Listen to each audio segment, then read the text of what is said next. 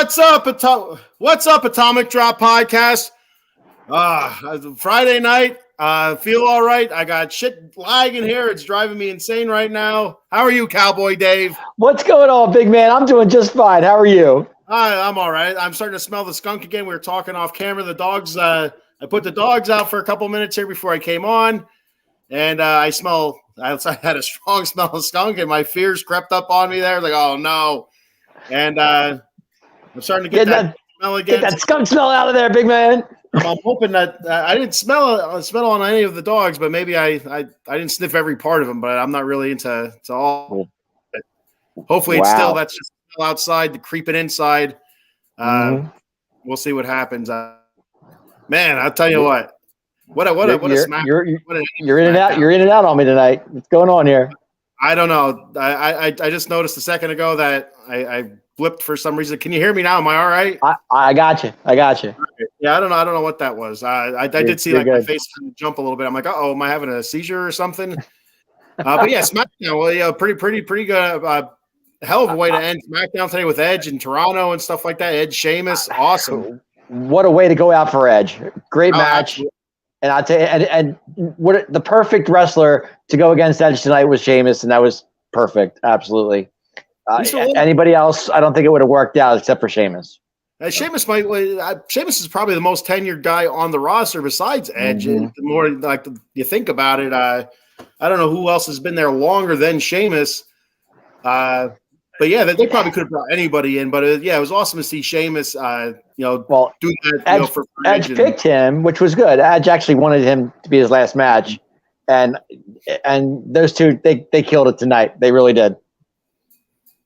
All right, we got a couple comments here. Let me hit them up before we get into to Raw and move on from there. So we got hey, what's up, Adam Glenn? What's up, Big A? What's going on, brother? Thanks for checking in, big man. We got Maiko Spencer. What's up, Maiko? So it could be the Yankees. I think he's talking about that smell. We got the Braves. That's damn Yankees. Braves are killing everybody. And Joe What's up, Saul? Squad. What's up, Joe? And from Extra Innings there with our buddy Cowboy Dave. You got Joe. And we got What's one more up, big man? Eileen, Pepe Le Pew is around. I'm telling you what, the smell's getting stronger and stronger, and I'm a little bit nervous because I got 3 dogs. I got a Labradoodle. I gave him a couple sniffs. He was a little bit nervous, so I'm like, I hope he didn't get sprayed. I didn't smell anything on him. Then I got the yellow lab, who's skittish to begin with. Right. I didn't smell anything on him. But the Westie, I couldn't get a hold of him to smell. And he got out of the yard, and so that tells me he was probably chasing the skunk. Actually, the smell is starting to fade again. So I don't know. I'm a little bit nervous. Hello, Miss Eileen. Thank you for checking in. How you doing, girl? So then we got Eileen again. 12-21 since July 5th. That's the Yankees. So that's New York baseball in the nutshell right now. The Mets and the Yankees. Actually, the Mets are winning right now. So yeah, the Mets they're up 3-0 last I checked. All right. So you want to jump into Raw here, Dave? Yeah, let's do it. Raw was actually pretty good from what I saw. I saw a lot of it. I really did. I liked it a lot. I watched it tonight. I was paying attention to most of it. There's some spots I'm like, I just don't care. It doesn't. I have no interest in some of these spots. I like old lady Trish and the match. I like Becky Lynch. I feel like she's getting more into her aggressive Becky Lynch days again, which I'm all for. I want to see Zoe Stark and Becky Lynch. I don't want to see any more goddamn Becky Lynch and Trish Stratus, but we're gonna get it again. You might get a cage match at Payback. Is what it looks like to me. Well, and the only good thing about that is, as I keep calling Trish, old lady Trish. I think she'll put on a good show in a cage match. That's anything goes type of thing. So it's not like it's anything awkward, could be turned into something good. So I totally agree. But let's go to that match, though. Sticking to that match, I like the fact that they took it to the crowd. They took it, up. How do I say this? Into the stands, took it in the hallway, and into the fans. I enjoyed that. Yes, merchandise store, the whole 9 yards. It was great. I loved it. You don't see that often. So, yeah, I actually like that part as well. I'm not, like I said, I'm not a big fan of the rivalry anymore. But I did like them going up into the crowd, which you do see, maybe not as often as you used to, but usually they go into the crowd and they're back out right away.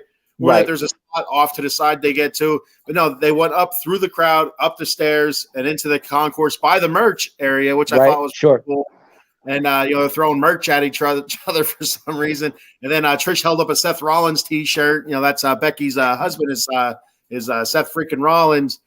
And so that I was all about, Zoe Stark. She came out and helped they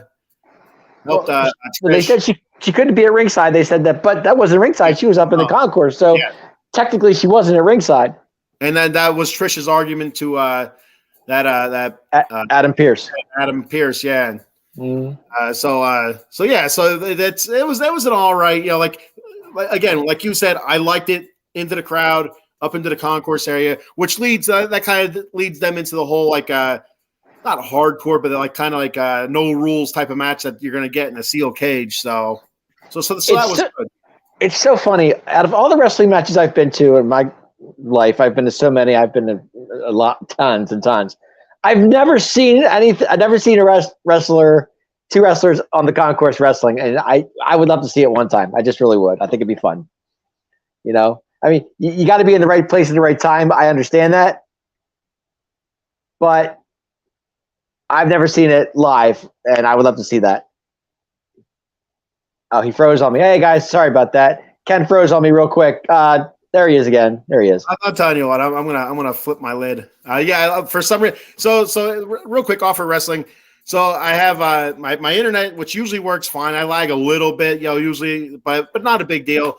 But for some reason, I have a printer, an Epson printer, and it prints off better when you print through their internet, their Wi-Fi or whatever. But it's not a Wi-Fi that you use on anything else. It's just for that printer, and for some reason, it keeps flipping back and forth. I don't know why it's doing it, but I'm about to put my fist through the little laptop, and it will lose. I can see that. So yeah. So all right, back to Raw here before I start. As I was saying, I've never been to a wrestling match where I've been to tons of wrestling shows. I've never seen wrestlers actually wrestle in the concourse. I would love to see it one time. I think it'd be a good time. Yeah, I've never seen that either. You've probably been to a lot more than I have, but I've been to quite a few shows.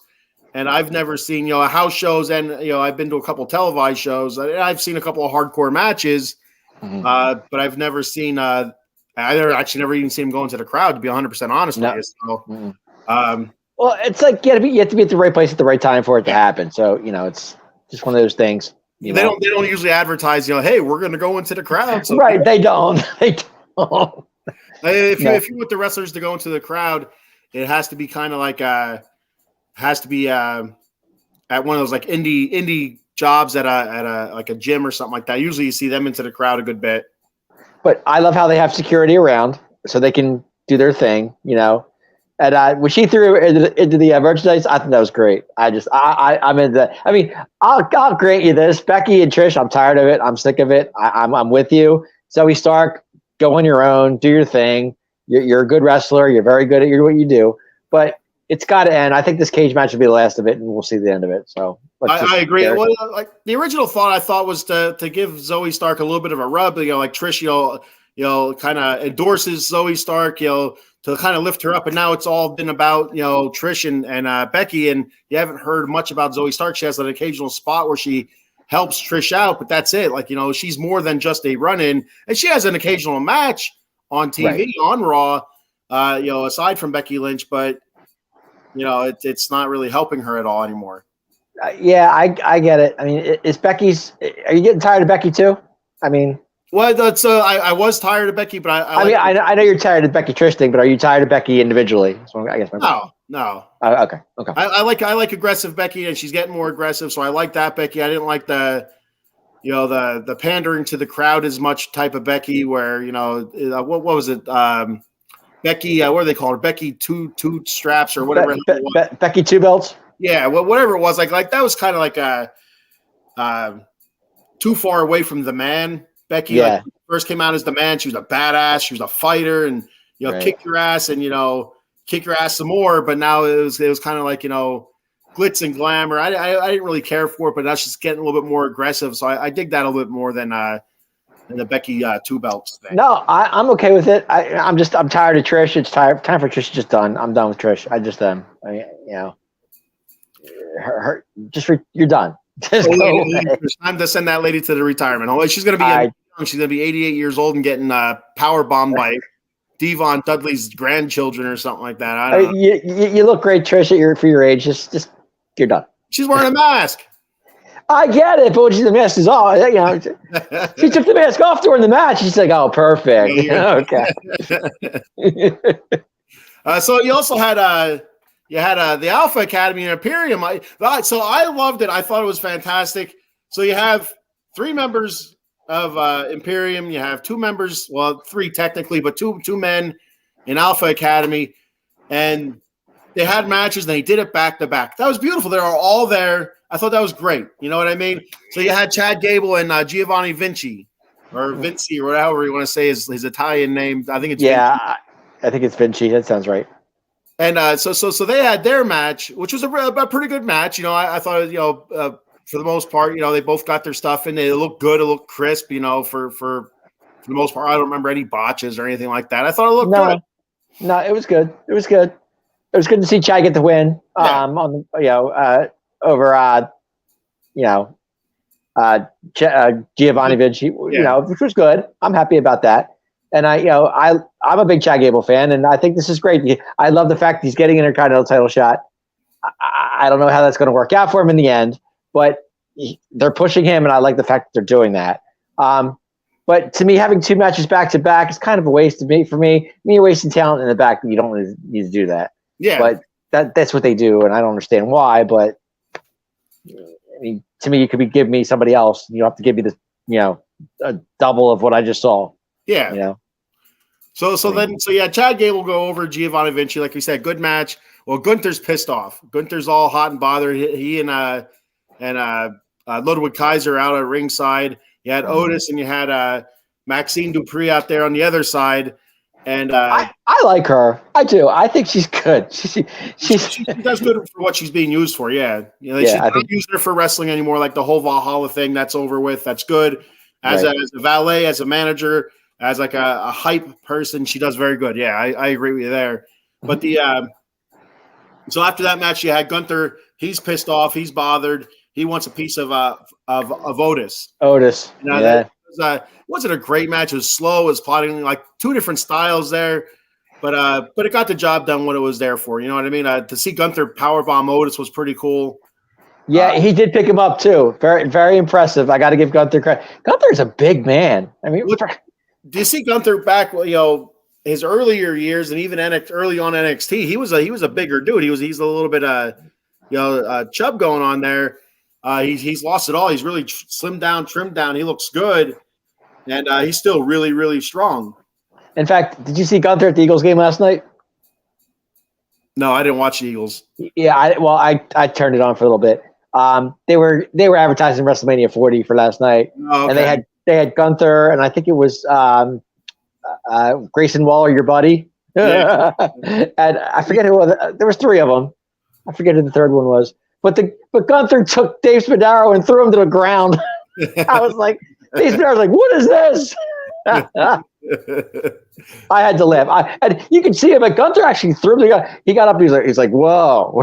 Yeah, I didn't see that. Yeah, it was pretty funny because they were advertising WrestleMania 40, and literally, Gunther he literally took his back of his shirt and threw him to the ground.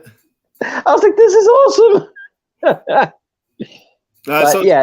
Yeah. Anyway, so we have a couple comments here falling behind on the comments. We have Maiko saying the only way to save that match is a bra and panty match. Just saying, he's talking about Trish and Trish and Becky. Yeah, you're not going to see that anymore. Though those days are pretty much over. If you want to put Zoe Stark in that match in the bra, I'm okay with that too. Throw Mae Young in that match. Oh God, she's Linda. Dead. She's dead. How you doing, Linda? Linda, I know you miss me, don't you, Linda? I understand. I get it. Yeah. I know. Shoosh, Dave. Shoosh. I get it. We have Maiko again. Liv is going to come out to this out to stands right in front of us, Dave, at Payback. From what I hear, she's going to be in the crowd, and she bought tickets. I don't know where she's going to sit. She bought tickets to Payback? I don't know. Don't tell him that. We have Eileen. I was hoping it would have ended. She was hoping it would have ended not in a steel cage.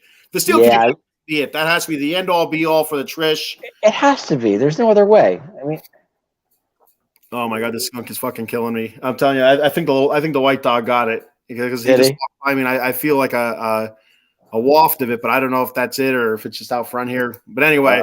Back to the show at hand. Linda, she needs to get off Trish's tail coats. Yeah. I feel like the whole Zoe Stark. She's been riding that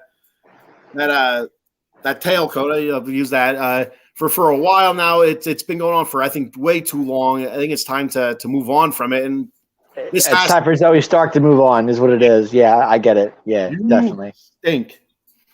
Uh-oh. Yeah, it has to be him. He's right next to me now, the little guy, and. I mean, I don't know. Now it doesn't smell as strong. I don't know. Whatever. Anyway, can't tell. back to wrestling. I'm all distracted. Yes, Linda. Yes, I totally agree. Zoe Stark has to go on her own. I totally agree with that. Yes. So the steel cage match, that's going to be it. That has to end it. But how are they going to further along the Becky Lynch Zoe Stark feud? Is Zoe going to do something in the steel cage? I think she will. I definitely think she'll do that.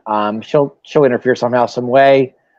Becky will get the win, and then the Trish Becky feud will be done. Then Trish and Zoe Stark will be going. Or I'm sorry, Becky and Zoe Stark will be going at it. That's the way I look at it. Yeah, and so it's. I don't think she's going to interfere during the match. No, I think you're going to get a clean finish. And I think, or it's going to be like I don't know if it's going to be one of those things where Becky Lynch is crawling out of the cage. Or I don't know if it's going to be a Hell in a Cell type cage. I assume a cage match is all. I'm sure regular cage match. It wouldn't be anything. So I could see her if she's going to interfere with Becky, going over the top, coming down the side, and not letting her do it, or because Zoe's a strong lady, or Becky's coming out the door, and it's one of those deals where she slams the door on her, or even after the match, she's coming out after a victory and she just attacks her and. Somehow she's going to get involved in that steel cage match to further along the storyline, but we'll see if it actually. I mean, I can see it two ways. I can see Trish climbing the cage. She climbs over. Zoe Stark helps her to win it while Becky's trying to go out the door, and Becky actually, doesn't get it out in time. Yeah, and I can see Trish winning it that in that sort of a way, and then. Everything hits the fan after the match is over. So yeah, or vice versa, whatever you want to call it. Eileen says they did botch that move where Trish was to flip Becky off the top rope. Yes, they did. Yes, Eileen, they did. They botched it big time. I didn't pay attention until they started going up the steps. To be 100% honest with you, I'm not into this feud. It has nothing for me. This feud does nothing for you, does it? Absolutely zero. I mean, and Trish was really, really good. Back during the Attitude Era, and after that and stuff like that. So, I was a Trish fan, but Trish now, I just don't see the point of it. Besides helping Zoe Stark, get her a push, get her recognized, but that's past. I feel like. Linda says, "Yeah, plastic surgery held up when the mask came off." LOL. It sure did. It sure did. She looked good when the mask came off. She says, still perfect." All right, so what else did we have? So Imperium, we talked about Imperium. What's that? I said we just got done talking about Imperium. So where do you want to go? So the whole Matt Riddle Drew McIntyre thing has me curious. What's going to happen there? What do you think is going to happen? Because Drew doesn't seem to be all into the whole tag team with Riddle. So I'm not sure. I feel like this is going to end badly for Riddle. What do you think? That's tough. That's a tough call for me, because I'm a Riddle guy. Yeah. And Riddle tries to get tag team with everybody because since he left RK Bro, he's been like, there's been really nothing for him to do. So giving Riddle with Drew, I don't think Drew minds. I just don't. I mean, they said they were all buddy during the Monday night, and they said we need a tag team name. So I don't know what name they're going to come up with, but I've heard a couple things. But I don't. Yeah, what could you name those two? I don't even know. But I like those two together because I'm a Riddle guy. I'm not much of a Drew guy, but anytime Riddle's in there, I'm good. I'm good with it. So could they make a run? Sure, they could, but it depends how they're going to have those two as far as they can go. I mean, we'll see what happens, but. Well, and that's what so Drew is getting ready to talk, and he's interrupted by Matt Riddle. Matt Riddle's like, "Bro, I need a tag team partner, bro. Viking Warriors, Viking Raiders. The open challenge, bro." And Drew's kind of like, and then he's like, "Fine, if you don't have a partner, if you don't get one, I will consider it." And so he came out. I really felt like Drew was gonna pull his hand back at the tag and just leave him there. That's what I thought happened. And then we were going to see a feud between Riddle and McIntyre, which is kind of weird, but that's what I thought we were going to see. And I still feel like that's going to be the end to this because I don't think Drew's into it. Because then, bro, we can get go to the tag team champions and championships. And Drew's like, and he kept interrupting him. And then you had the New Day, come in. Which it's good to see those guys back again. No doubt, I love the New Day. I do. I'm a New Day fan. I love Kofi Kingston. I think he's amazing. I'm not used to seeing Xavier Woods with the hair though. That was kind of weird. Like, who's that guy? Yeah. I'm like, oh, that's Xavier Woods. Well, it's not the same without Big E either, if you think about it, because the New Day is the New Day. But I don't think there's anything between Drew and Riddle. I think they're going to be a good tag team. I think they might get a title shot, but they won't win anything. Yeah, it's just they'll get their chances, but that's about as far as they'll get. Yeah, I think eventually Drew's going to turn on Riddle if they do make it a weekly tag team, type thing, and that's going to lead to a match. And but Drew's a fan favorite, and fans do love Drew, and Riddle is Riddle, so we'll see. Time will tell. Yeah, it's interesting. That's why I'm kind of like on the fence with Drew turning on Riddle because. But Drew looks good though. Drew just signed a new contract, so he's not going anywhere. No, I don't think he's going to go anywhere. What do they got for Drew McIntyre? If this is what they got for Drew McIntyre, it's kind of a bummer because he's tag team championship sounds good to be with those two. I'm okay with it. He's a singles wrestler though. That's the thing. He's made his way as he was with 3-man band for a while. Remember that? Yeah, but that's before he came back. That's when true. They're just looking for like, hey, we need these 3 idiots to do something, and they got over with it. So that was Jinder Mahal. Jinder Mahal. Drew McIntyre and the Wendy's. Come on. Who was it? The Wendy's spokesperson. Yes. John Cena used to call him that all the time. The shirt. He said, "I have kids," or "I got kids." Yeah, and that was the other thing. I have kids. I can't think of his name right now. Again, it's slipping me, but it'll come back to me. I feel like it's 3 weeks in a row. We've talked about him 4 weeks in a row. I know. We just his name never pops up. Every time I feel like it's a Matt something. He looks like a Eileen, help us out here. So a couple comments here before I move on with the what we got next here, Rhea Ripley and stuff like that. Let me see here where are we at here. I lost my place. All right. Okay, we already seen that. There we go. All right, there we go. Eileen says, "Is Drew not able to speak?" And that's what it felt like because he's like, and then he'd get interrupted. He's like, and you only have like 2 sentences, and like, is Drew struggling with something? Does he have mono or something or a sore throat? Does he have the kissing disease? I think he's fine. I just, yeah. And Linda says, as for the steel cage match, I see Zoe trying to help Trish through the door, and Becky hits Zoe with it. That's not supposed to be ours. It's hits. She has. I can see that too, Linda. That's fine. Yeah, definitely. Yeah, absolutely. Yeah. You can see like any one of those things happening that you've seen happen in the past with steel cage matches. So, and then we have Maiko say, I read Drew's lips. He said he will tag with him if Riddle gets a damn pair of shoes.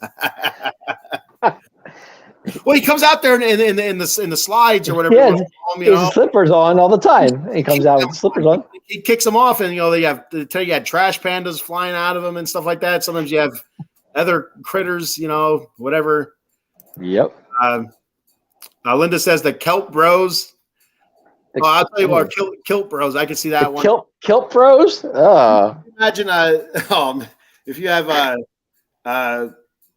Matt Riddle come out in a kilt and no slippers, he's definitely gonna look like a lady. No. It's gonna happen. You know, it's gonna be wearing a kilt sooner or later. No. It's gonna. I'm telling you. Eileen says, I feel like a few times on Raw he didn't speak at all. Who's that? Drew McIntyre. Yeah, he's been quiet, but he's letting his actions take it in the ring. Yeah. Linda says, you noticed that too. So that's the. Yeah, we did. Eileen says the flow of the match seems slow. Yeah, it wasn't a great match by any stretch. The bigger tag team move a little bit slower than what I think Drew's used to, and maybe Riddle. Riddle's a quick guy. Riddle's very good. I don't like Riddle. Mostly Riddle in the ring is great. I have no problem with Riddle in the ring. He's so talented. Yeah, Riddle's very good. I think he's very good in the ring. Actually, I think he's he'll never be like a world heavyweight champion or anything like that. But you can see him get like a U.S. title or tag team titles and stuff like that. But yeah, he's pretty good in the ring. Drew might turn heel. That's what I think. That's what I think is going to happen here in the long run. I think Drew turns heel. I can't see Riddle turning heel, but I can see Drew doing it. He's done it before. He's done it before. Yeah, he has, but I'm not seeing it this time. I think they're making their mark. It's going to happen. What's this?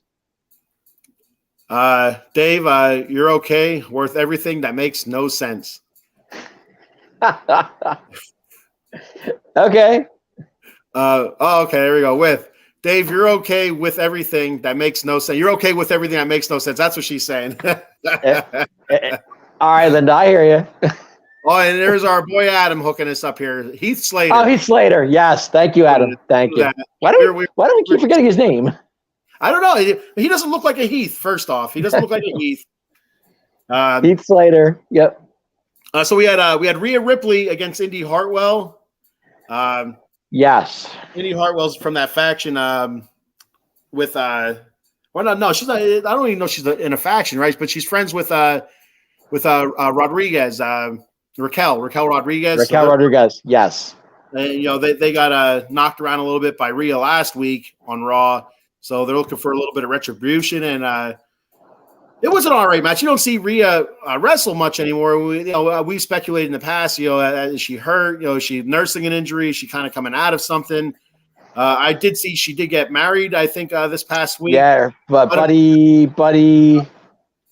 What? Her husband, Buddy. I can't think of his last name. Doesn't matter. He was with WWE for a while. I didn't know. I think he's in AEW. To be honest with you. I didn't know she played on this side of the team. Actually, I didn't realize that. Yeah. She was But anyway, we won't get into that. No, it was a good match. It was good. Right. Rhea's good. Nothing you can do about it. She's just really good. She's good inside the ring. She's good outside the ring. She's running, Judgment Day. Doing her thing. Her being champ. Nobody. I mean, the only person we're waiting for Rhea is Raquel. Yeah. And Raquel's on the shelf right now with her knee. She can't do anything. But I thought we might see Raquel and Rhea at Payback, but I'm not so sure. I'm not so sure because Raquel's not cleared yet. So we'll see what happens there. All right. Well, I think, to be honest with you, I think Raquel's playing it. I think she's. I think she is too. She's letting her minions try to soften Rhea up, getting them murdered by those poor kids getting murdered by Rhea. And I mean, she took out Rhea 2 weeks ago. Then Rhea took her out. It was back and forth. So it's only a matter of time between those two go at it. I don't know. I don't know how bad Raquel's injury really is. If you know, I don't know. I do think there's something wrong with Raquel. I don't think it's as serious as what she's on the shelf. I think it's one of those things where she needs a few weeks off, maybe or whatever. And so you see her on in the interview spots, or even getting attacked or whatever. But you're not going to see her in a full-fledged match for a few weeks. And right. So I do think there is something to an injury, but I don't think it's anything serious. Like I said, I don't know the significance of the injury. I know it's a knee thing because Rhea took her out like 2 weeks ago, I think it was. So, and then Raquel came in and got the best of her, but Raquel got hurt during that time. She tried to take her out. So I don't know what's going on with that. I really don't know. Also, we forgot to mention, beginning of Raw, you had the Judgment Day out there. Yes. I don't know how we would forget about the most dominant faction in WWE right now, the Judgment Day, but they're out there. Damian Priest, Dom, Dirty Dom, and Rhea, and minus Finn, and so they're talking, about kind of Finn, what's going on, and this, that, and the other. We're supposed to be the most dominant faction. We're broken apart. Then you have JD McDonough. Yeah, Finn, what's up with him? Where's he coming to play? I don't understand that. Well, I guess he and Finn go way back to the days back in England or whatever. Okay. And but also Finn, so it's the way the storyline goes. Finn helped train JD McDonough and helped him along. So they do have a past relationship there, and so that's what they're playing off right now. The way I was looking at this was with JD McDonough. I thought maybe Finn gets kicked out, McDonough's in for a Judgment Day. That's what I was thinking. That was my thinking on that. But then apparently that's not the case. So apparently JD McDonough was just the messenger to Judgment Day. That's what he says, and that's what it appears to be. But I feel like he's a squirrely dude. There's something up with him. He has a large head and no shoulders, and I don't. It makes me nervous. I don't know if it's his features or if it's. No, JD McDonough's good though. I mean, he's good. He's not bad, good. Right? But you can't deny that he has a big head and little shoulders. That's no doubt about that. All right. But, I mean, he can go. But I like that he's trying to. I think he's trying to get into Judgment Day. Is what I'm thinking on this. I think so as well. But I think if I don't think it's through Finn though. I think it would be at the cost of Damian Priest, and I think if Damian Priest leaves or is kicked out or excommunicated or whatever, I think Dirty Dom and Rhea leaves as well.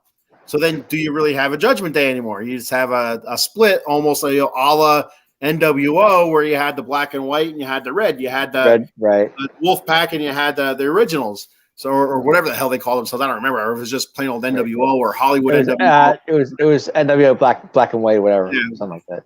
And I see where you're going with this. I really do. I like it. But I need more JD McDonough. I don't know where he really stands at this point for Judgment Day. I mean, I don't know. I like that he's inserted into it, though. I do like that. He throws a nice curveball in there, and he's a hell of a wrestler. Yep. He's very good. His bodily features notwithstanding, a big head and little shoulders, or just little shoulders, and I don't know what it is, but right. We have Linda saying because you are old, Dave. I think that's why you can't. We're both old. We can't remember anything. I think that's what she's talking about. Oh my gosh! Buddy Murphy. Sorry, Buddy Murphy. Yeah, I still don't know who the hell Buddy Murphy. Thanks, Linda. Buddy Murphy. Yeah, Buddy Murphy was back in WWE. He was back in the day, but him and Rhea and him got engaged. He's a lucky fella. That's all I got to say. Linda. Yes. Engaged, but Buddy and Rhea got engaged. That is correct. When the hell she find time to get engaged? I don't understand it. She it is what it is. But there's a segment where Rhea has Dom pinned against the thing. Dom's like, what? Making a man out of Dom. Yes. Buddy Matthews, Alexa Bliss, old flame. I haven't seen her in a while. Alexa, I think she was pregnant, if I'm not mistaken. Oh. Yeah, I think so. Eileen says that noise for Dom, I think, was pumped in. The booing? Is that what she's talking about? It's the only noise. Every time he touches the mic, he gets booed. Yeah, that's what you think that's piped in? I don't know. I thought that was legit, but it could be piped in. I don't think it's piped in. No, I don't think so. I think they're just booing him out of the building. Eileen says, so is JD going to join Judgment Day? It kind of seems like maybe Balor would team with him.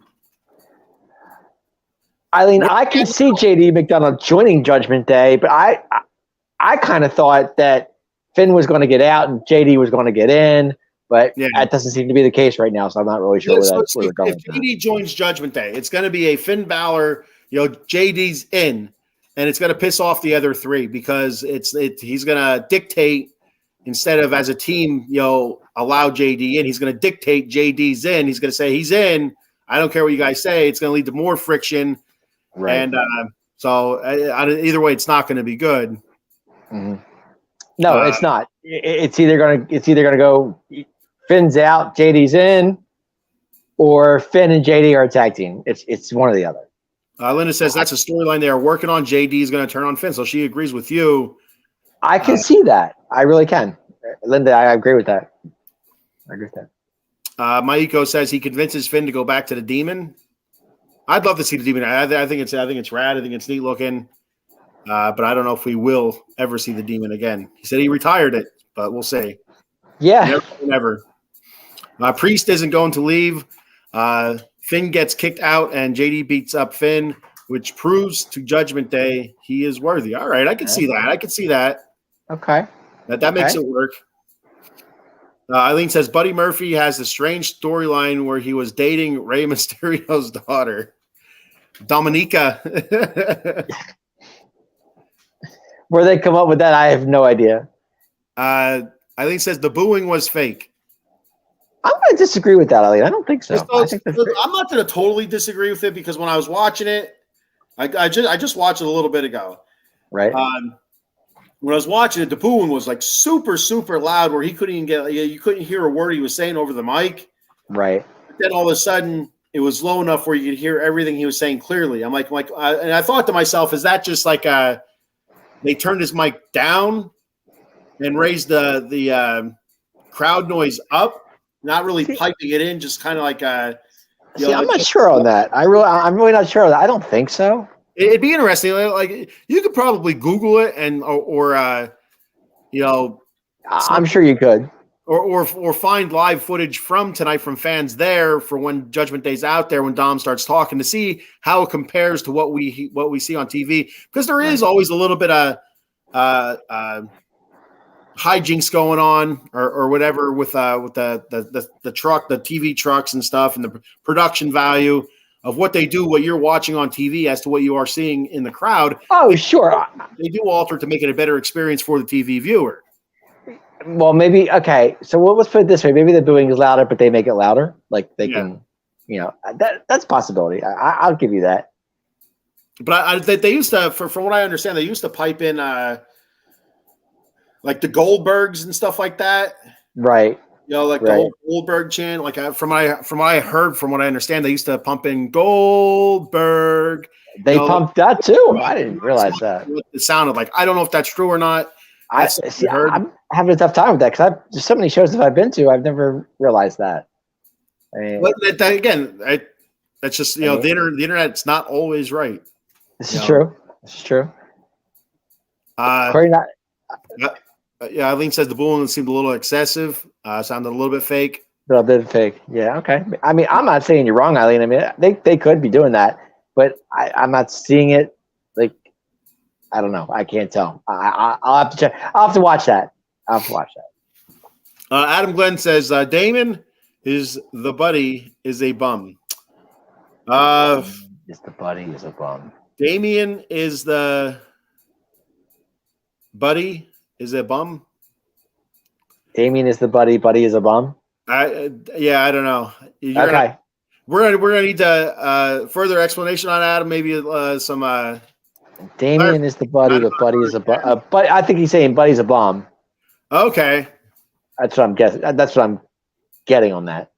Maybe saying that Buddy Murphy is not deserving of Rhea's. That could be. That could be. Here we go. We got. He says Buffy is a bum. I think he meant Buddy.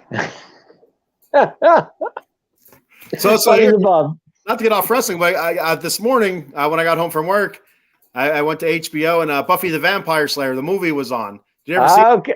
I've seen pieces of it. I've never seen the whole thing. Yeah, I'll tell you what, that was, I don't know, what year was I? Like 1992, 3, 4, somewhere around there. Couldn't tell you. I tell you what, I was in love with Buffy. You were? Well, she was the girl, I can't think of what her name is, that played Buffy in that movie, was also in the movie The Program. You ever see The Program? I did. I've seen The Program. Yeah. Yes. She was super hot in that movie for a little while until she went. Well, I don't want to ruin the movie for anybody, so I'm not going to get into it. That was a football movie program, right? Yeah. She was assaulted by Latimer, or no, not by Latimer, by another college guy or whatever. Like she said no, and he continued to go, but then she kind of, she went all weird after that. So I don't know if you remember that part of the movie or not. Latimer, he went after another girl, and then they got busted for steroids. And I'm probably ruining the movie for people that want to see the movie. Like, you know what? I've had the movie on my list for a long time now. We got Fry on here ruining it for me on the Atomic Drop podcast. I'm never watching the show again. These guys are assholes. I don't want that to happen, so I'm not going to go into it too much in case there's one person that see this. Micah says, go ahead. No, go ahead. Go ahead. You're good. All right. Micah says, Buddy is lucky he's been with Alexa Bliss. Now, Rhea, damn, some guys have all the luck. I didn't know Buddy was with Alexa Bliss, but I knew Rhea was. I didn't know that. Christy Swanson is the actress's name. Thank you. Oh, gotcha. Christy Swanson. All right, so that leads us to – go ahead. She's in Buffy? That's the actress for Buffy. So that takes us to the end of Raw, where you have we had Sami Zayn beating JD down the show. Yeah, we also had Sami Zayn. I have notes written down all over the place. Sami Zayn and JD McDonough match. Yes. Good match, very good match. Sami playing that elbow injury off really, really well. Sami's hurt. I think he's injured. I think he's really injured. I really do. He is. He has a ruptured bursa sac, which leads to a huge balling of fluid. His elbow's huge. You should size that thing. It leads to a balling of fluid or something like that in your elbow that has to be drained.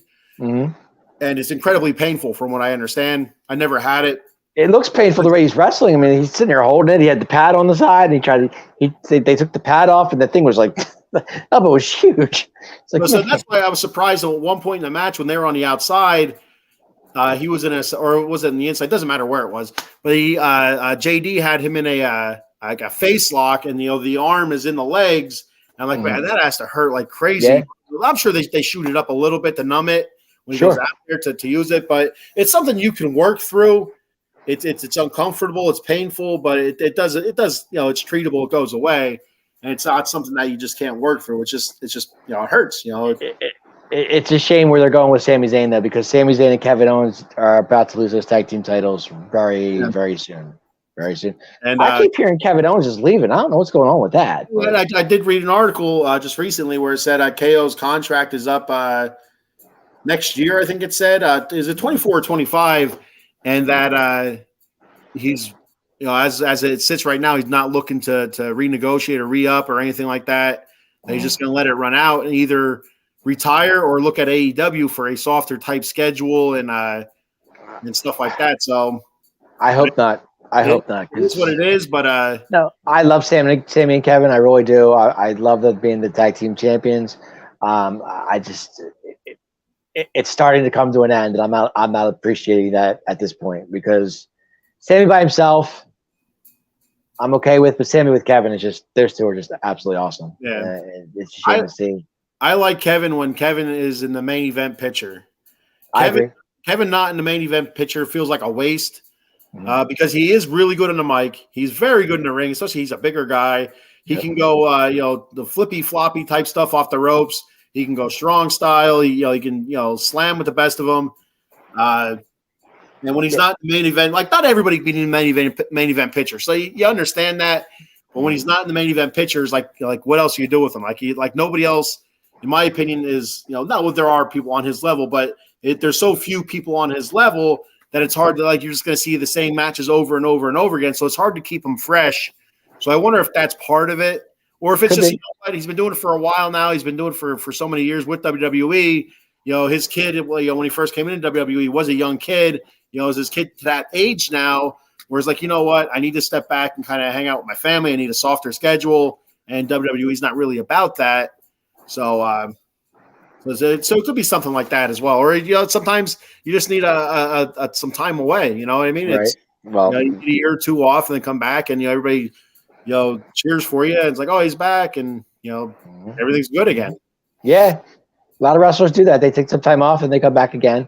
I don't know what Kevin Owens' story is. I hope he doesn't leave us because I'm a fan. I mean, I hate to see him leave too. I mean, if Edge is leaving and Kevin's leaving, what are we going to do? Yeah. Well, it's a little bit different because Edge is, he's been around for a long time. I don't know how old Edge is, but I feel like he's probably close to 50.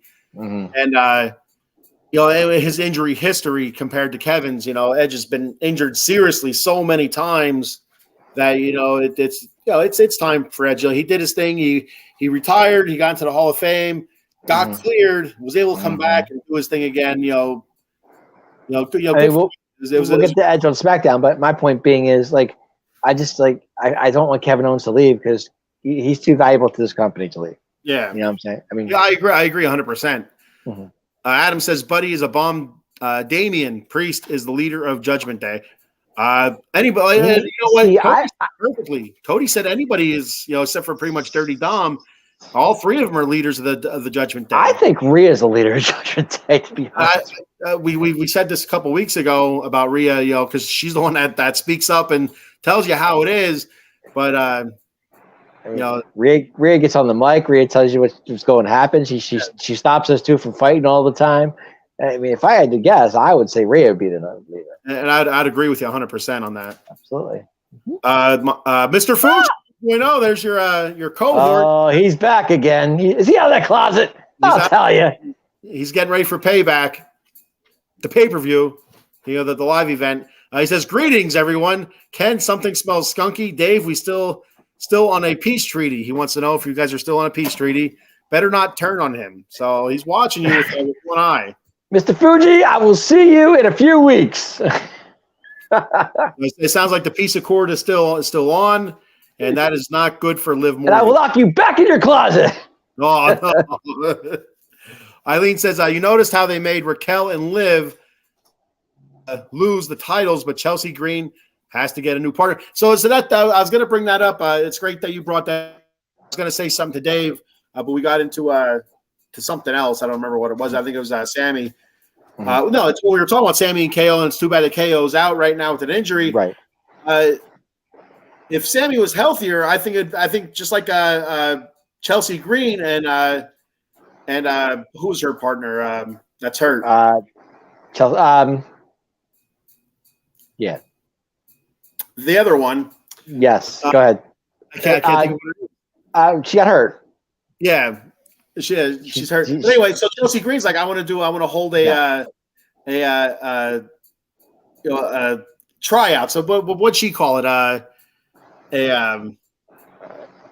Tryout sounds right. Or whatever, like audition. She wanted to hold auditions, basically, like a fancy America's Got Talent type of thing, or you know what I mean, something like that. Yes. So I thought that was pretty cool. Like, that's a hell of an idea. Where every week for a while she comes out with a different partner. Sonya Deville, correct. Yeah.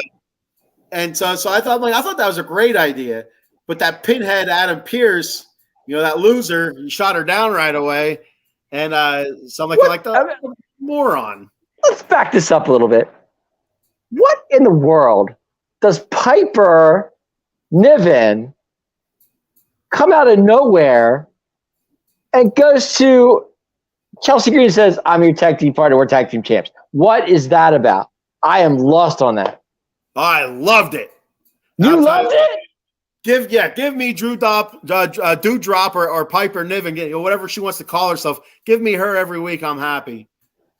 I think okay.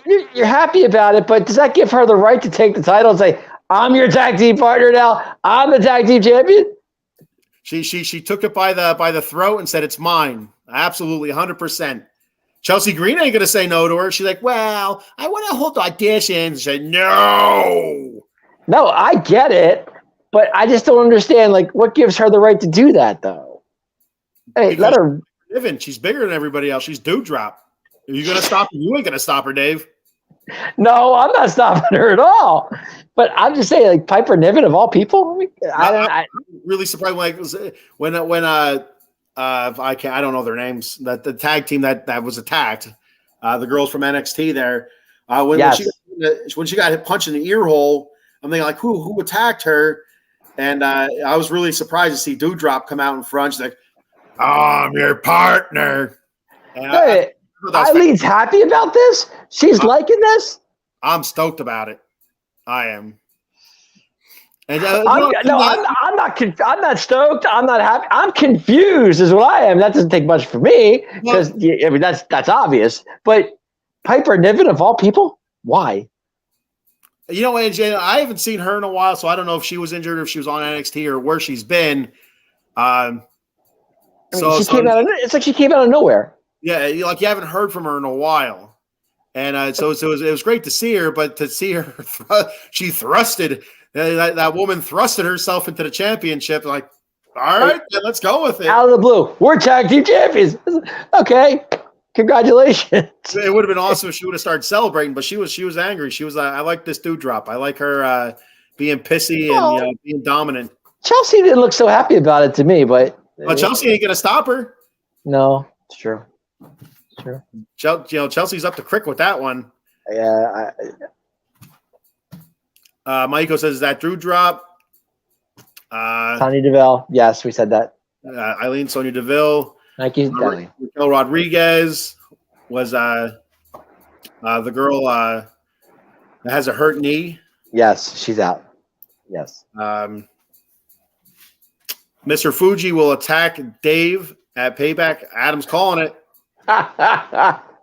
Keep your guard up, Dave. You guys have a piece of cord, but keep your guard. I will see Mr. Fuji at Payback. Yes, I will. Is she still hurt? Raquel, yes. Raquel's still injured. If that's who you're referring to, yes. And Sonya Deville is still hurt also. Dewdrop would make Showstopper Dave become Flatline Dave after a match.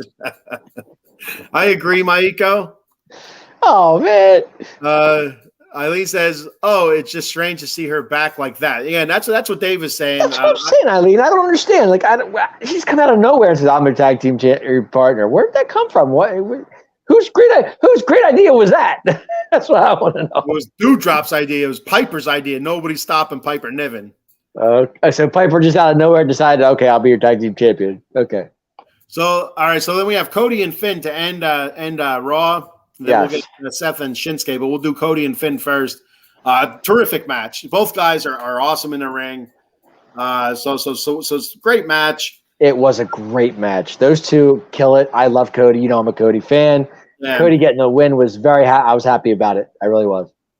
And you knew the Judgment Day was going to get involved in some capacity. I was wondering who would help Cody. So you had Sami Zayn come down and try to help Cody. Yeah, he got destroyed too. He got stomped pretty good. So the one part that I loved, it's like things are not coming up very good for Finn Balor. Like the JD Sami Zayn match where Sami rolled up JD, but before that happened, Finn took one to the chops. Got punched right in the face for his troubles, trying to help JD distract Sami. Sami punched him, and Sami still wins the match. So it didn't matter. Actually comes to this match. He's wrestling Cody. Great match. They distract the referee with the chair, which is brilliant. I love it. What was brilliant of that match? Now let's go back to that match. Who was it? I think it was Damian Priest threw the briefcase through his legs, and Cody caught it. So I guess they don't have baseball in England. They have cricket more so than anything. So I guess they're not really used to getting the glove in the dirt type of thing. I don't know how cricket rules work. But Damian Priest kind of shoved. Damian Priest being of Latin heritage and stuff like that, he's played plenty of baseball, so he can stop a hot grounder coming at him at shortstop or whatever.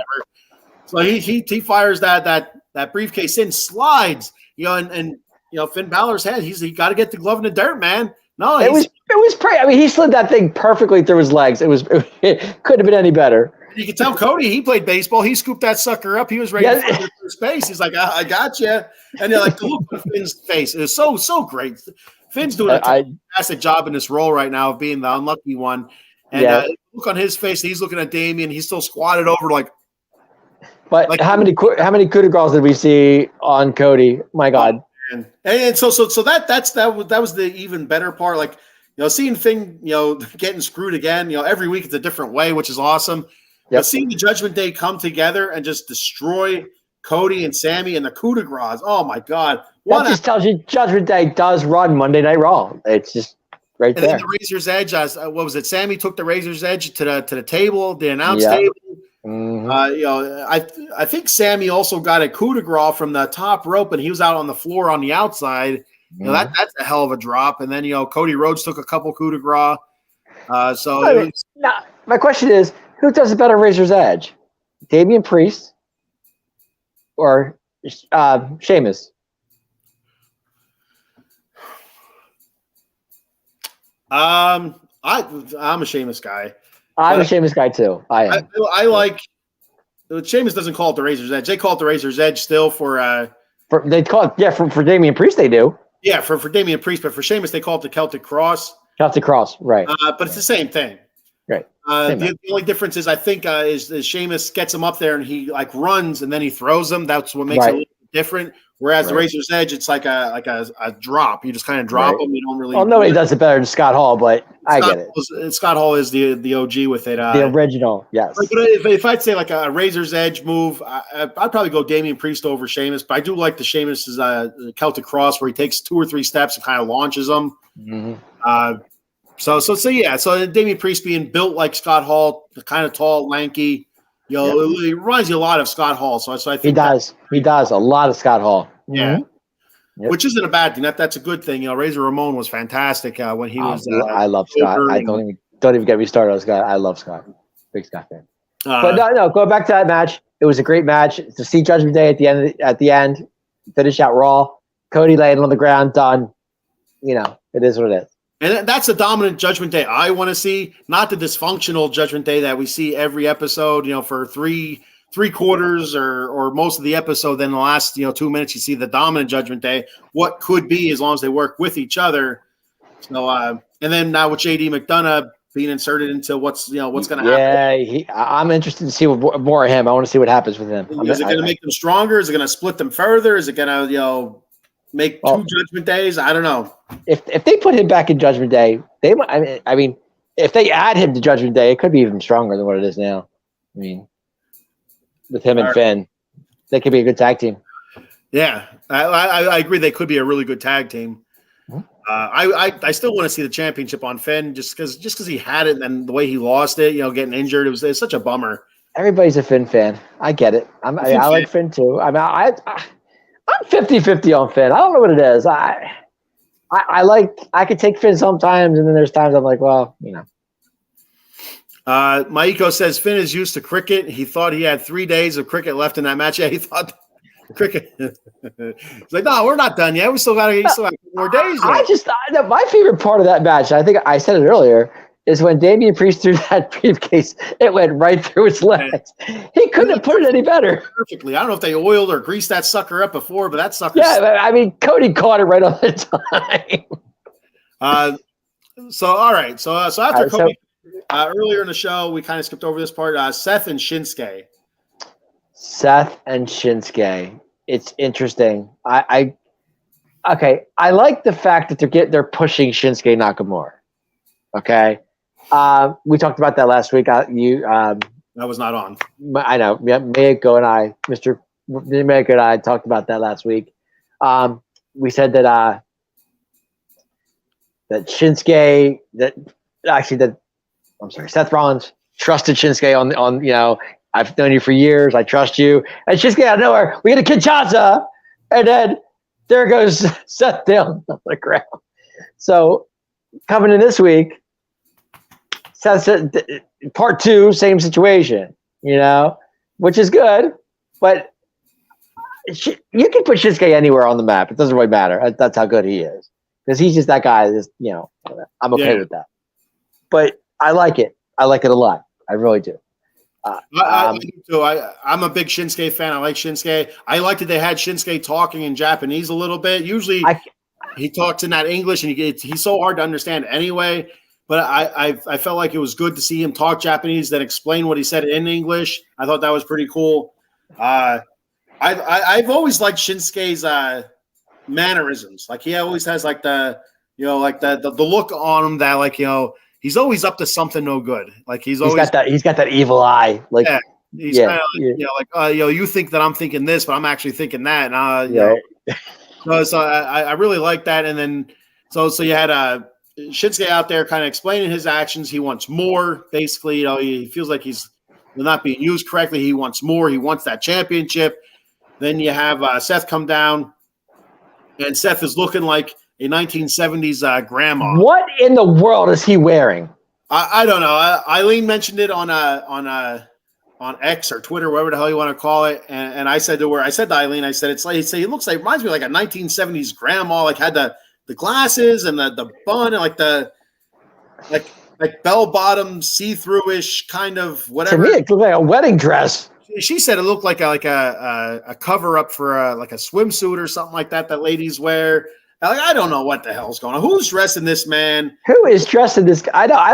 I love Seth Rollins. I really do. But some outfits he comes out and I'm like, whoa. He cannot put this garbage on, look in the mirror and say, God damn, I look good. That cannot be happening. Some guys can wear it and he can. I mean, I get it. Wear that. A woman can Seth Rollins can wear it. Who? I said Seth Rollins can pull that off. He can't pull it off. He can. No, he cannot. Absolutely not. We'll take this right to the debate room. A new show on the Out of Box Sports Entertainment coming up. To me, he's pulling it. I think he pulls it off. Seth, remember those big boots he came out there one time? Every week it's something different. It drives me insane. Well, I miss the Stone Cold days where he had jean shorts and a T-shirt and a knee brace. You know, like the whole fancy, like the whole like over the top. It almost feels like mimicking like some of the athletes. Like I don't know who the basketball player is. Dennis Rodman.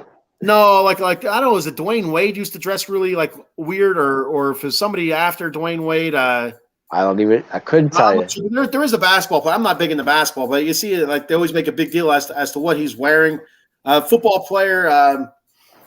I don't know. I feel like it's a wide receiver football player that dresses really. Or no, Cam Newton. There's another one. Oh, Cam. Yeah, Cam's a strange cat really too. Off the wall, like peculiar. Like what in the hell? Somebody's telling him that looks good, or it even makes sense. Like some of the stuff it didn't even make sense. Like I don't know if that's a hat or if that's a wallet. But Seth Rollins' outfit looked to me like part of a wedding dress. Yeah, I like the bride dropped the veil or something, or one of those deals. So there was a good segment there. They're in the ring. It was a good promo. It was good. They shake hands. Shinsuke leans in and says something to Seth Rollins. What do you think he said to Seth? I have no idea. I'll see a payback maybe. No, that cannot be it because the look on Seth's face, sounded like the look. Oh, maybe you'll lose that belt at payback or something in that fashion. It could not have been something simple like that because Seth would have fired back like, oh yeah, we'll see about that, or I'll see at that payback, or yeah, I don't think so. Ha ha ha ha. I have a surprise for you. I don't know. But the look on his face, it kind of like melted. I wondered if it's like a match stipulation, like did Shinsuke say something like "I'll see you in a Japanese torture match," or like he whispered something to him to the effect where like the expression from Seth's face went completely gone. It was gone. Yeah, Seth's face was very like okay, like kind of like a surprise. Like I wasn't ready for that. Type deal. It's really interesting to me. I'd like to know what he said. Sooner kind of like what Drago said to Apollo. You will lose. and Drago's Seth's face like, whoa, I must break you, or you will lose. See, something like that. Yeah, but I don't think that was it because the look on his face. It was priceless. I don't know. Just Mr. Fuji says Japan is becoming WWE. Io, Asuka, Nakamura, he trained them well. Yes, you've done a good job, Mr. Fuji. Mr. Fuji, you're doing a great job. Going on 80, 90 years. Eileen says, I'm afraid to wear white like that. Eileen, if you're watching the show, and I know I'm pretty sure you are, do you think Seth Rollins pulls that off? I want to know what you feel about that. I'm very confident that Eileen will agree with me that he cannot. He can pull it off and throw it in the trash. You're right. He can do that, but it does not look good on him. Out of the Box Sports says first episode of Debate Room, Ken versus Dave. Can Seth Rollins use his wife's Becky Lynch attire and pull it off? I think Seth can pull anything off, to be honest with you. That's just me. Mr. Fuji knows what was said because Mr. Fuji does speak Japanese. Oh, Mr. Fuji knows what was said. Okay. Okay. If Mr. Fuji will let us in on what was said, when Nakamura whispered into. Yeah, I would love to know what he said. Maiko says Nakamura words. He actually said, "I'm the number one wrestler in the world, and you are beneath me" in Japanese. You know what? I was thinking about that, Maiko. I'm like, I hope Maiko's watching this so we can translate what was said, because I wonder if what was said in Japanese matched perfectly what he was saying then in English. So that's okay. Maybe that's what was said. I don't know. No, that's not what was whispered, but that's what Nakamura was saying in Japanese during the interview before Seth came down. Oh, okay. First, and then he'd say it in English. But sometimes it doesn't match up perfectly. Sometimes it's like if you say something, in Spanish, the dog is jumping over the moon. In Spanish, it might sound something, the moon is near the dog's bottom or something. I don't know. I don't know what the hell I'm saying right now. Obviously, you don't.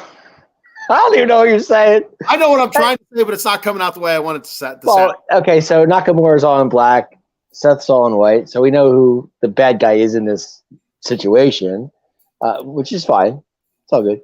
Maiko said keyword was Ichiban, means number one in Japanese. Oh, okay. Or Ichiban. I don't know if it's Ichiban or Ikiban, but I think it's Ichiban. Ichiban, yeah, that sounds better. Actually, sounds Ichiban. more. Yeah, it sounds right. Japanese-ish. So that's what we had for Raw. Yeah, Raw was good. I enjoyed Raw. I mean, Raw wasn't bad. Still, 3 hours is a long time for Raw for me, but still, I'll hang in there as much as I can. So, all right. So I like the beginning of the Raw. I like the ending of Raw, and there's some segments in Raw that I can take or leave. It's all good. Yeah. So we're going to move on to SmackDown. Before we do that, I'm going to go ahead and do some ads. Do a couple ads. You're on a cell phone, so I'm not going to force you to do it. I can read a little here and there. Which one do you want to do? Do you want to do Fine Dugout Mugs or Monkey Colt? I can do the weekly review for the week. The weekly shows? Yes. Okay. All right. So I'm going to go ahead and do the other reads real quick here. Jay Finelaw, 1-800-HURT-123. That's 1-800-HURT-123. Attorney Big Al. They specialize in motor vehicle accidents, slip and falls, workman's comp, and personal injury claims. They have 3 convenient office locations throughout Pennsylvania and New Jersey, starting with an office in Cherry Hill, New Jersey. 3 Greensward Lane, Cherry Hill, New Jersey. The number there is 856-209-5258. Then in the Steel City of Pittsburgh, Pennsylvania, an office located at 500 Grant Street, Suite 2900, with the number there 412-365-8151. Then finally, in the city of Brotherly Love, Philadelphia, Pennsylvania, located 1628 JFK Boulevard, Suite 2120. The phone number 267-888-2980. That's Jay Finelaw, attorney Big Al. Tell him the Bat Fry and Cowboy Dave sent you. Then we have our newest sponsor, Dugout Mugs, the ultimate game day mug. I've loved my Dugout Mugs. I have a couple of them. I have the knob shot, which is the bottom of the baseball bat, for if you want to do shots out of it, I just have mine as a decorative piece. They also have coasters with your teams on there. Baseball's cut in half with a bottle opener on it, which is pretty neat. I'd like to get one of those. Shortstop mugs, which is actually a little bit shorter than the regular Dugout mug. They also have mugs that are in the shape of a wine glass, which is pretty rad. You can get all that stuff and much more at dugoutmugs.com. They have all the baseball teams. They have different styles. They have ones that are autographed, lasered autographed. I should say they're autographed, and they laser it into the mug. I have a Mike Piazza one. They also do personalized mugs. So if you want to do something for your company, bridal shower, whatever, a gift for Uncle Stevie, on his retirement day or something, I don't know. You find that out at dugoutmugs.com. That's dugoutmugs.com. Use the promo code OOTBSports20 at checkout. The promo code, once again, is OOTBSports20 at dugoutmugs.com. And, of course, last but not least, I could use some of this right now. I'm starting to fade fast. Monkey Colt Coffee. Use the promo code OOTBSports at checkout. They got the bourbon chocolate chip infused coffee, toasted coconut rum, which I just ran out of last night. I took a cup to work, and I'm all out now, so I need to order some more. They also have a newer flavor of coffee. They have it in whole bean and ground Sumatran blend, which is not actually a flavored coffee. It's a regular coffee. I've had Sumatran type blends before, especially at Sheets. They have a Sumatran type blend. Really good coffee. So I'm sure the Monkey Cold Coffee Sumatran blend is very good. I can't wait to try that. They also have a rum cake, which is very, very good. I heard that knocked you out. Well, no, see, I didn't. I've tried the Jack Daniel's rum cake, and that one is more likely to knock you out. I thought the Monkey Cold Coffee rum cake was very, very good. It wasn't too rummy, I guess, if that makes sense. It wasn't too hard. I thought it had great flavor and just the right twinge of rum there. I thought it was perfectly balanced. They also have mugs, tumblers, T-shirts, cold brew pitchers for those that like the iced coffee, K-cup adapters, and all that stuff at monkeycoldcoffee.com.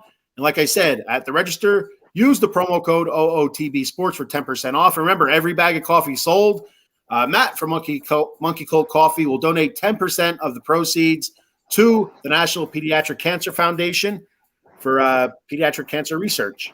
monkeycoldcoffee.com. Once again, OOTB Sports at checkout for your 10% off. Go get your Monkey Cold Coffee, everybody.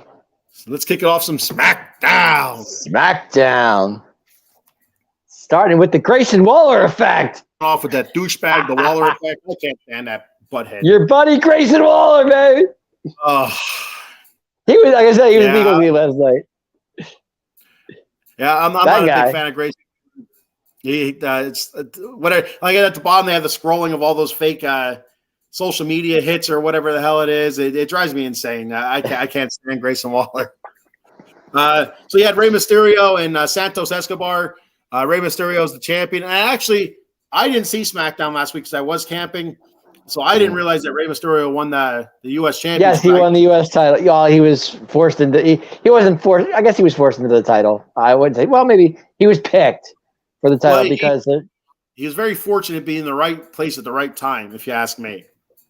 Yeah, you could say that. Kind of suspicious. I don't know. I'm not saying Ray is one of those kind of guys, but it seems kind of fishy that all of a sudden, Santos Escobar is hurt, gets attacked, and Ray just happens to be there to pick up the PO. I'll go for the championship. I don't know.